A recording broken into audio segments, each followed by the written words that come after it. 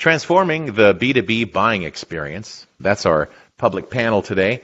Chatting with Kevin O'Malley. Good morning, Kevin. Good morning. How are you doing?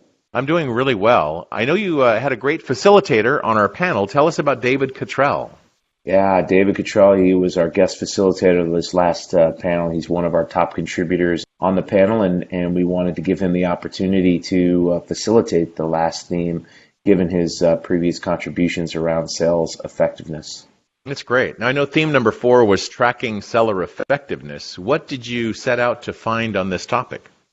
Seller effectiveness is a key part of any sales team research and development. So we really wanted to dive in a little bit deeper there and understand some of the things on how we can consistently measure sales rep performance with KPIs, metrics, and on-the-job management ensure team success.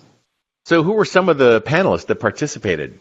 We had a great list of panelists that contributed to this theme. Of course, David contributed throughout as well as facilitated, but we also had Ed Edison, Michael Phelan, Robert Cameron, a good variety of backgrounds when it comes to sales management and leadership, and Kevin Asher, Carl Chang. Those are just some of the names to highlight that contributed.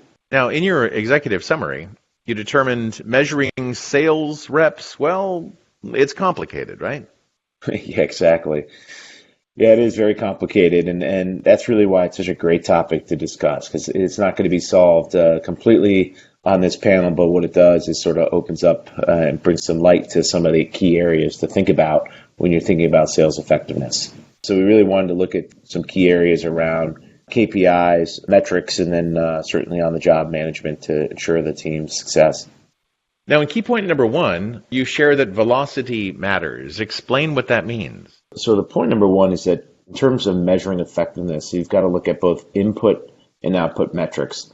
Vishal pointed out a great metric that should be considered, which is around deal velocity. And deal velocity looks at a number of attributes related to how fast the deal is going, but also how big is the deal relative to the speed in which you close. And so there's other factors related to velocity that may dictate how effective you are. You can be really effective on small transactional deals, and so the expectation of those will have to go much faster. But if it's a bigger deal, then the expectation of effectiveness could be a little bit longer on the sales cycle.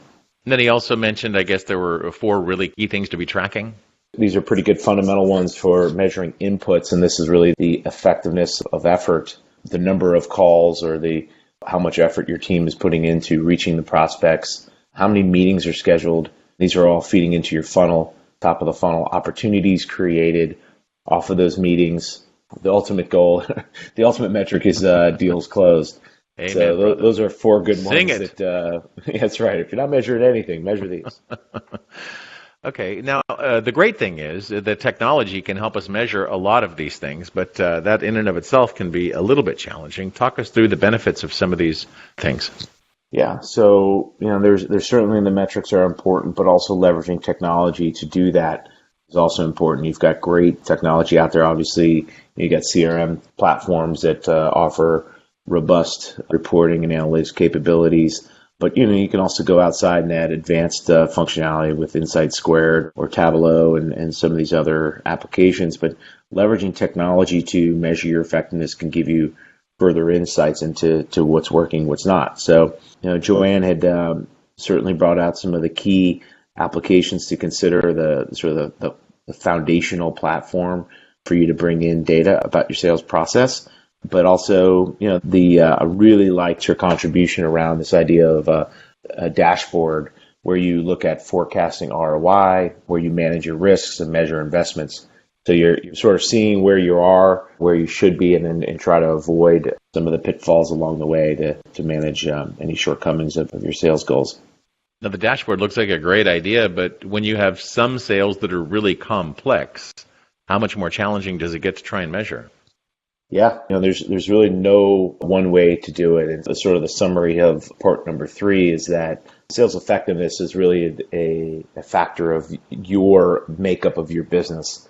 And so the advice from the panel is really understand about the characteristics of your sale, make sure you understand what it takes to win business and model that, and then benchmark that against like companies and other metrics that are related to your business. So, for example, Alexander Robinson talked about complex sales. Standard metrics are not necessarily an accurate measure. Certainly, there are deals that are much more complex, selling to the government, that may take a year and a half. Number of meetings may not be the most important metric there, but certainly milestones on selling to the right people. How many people are involved in the deal? Are you getting to the right level of leadership on some of these more complex deals? So there's other ways to think about it depending on the type of sale you're doing.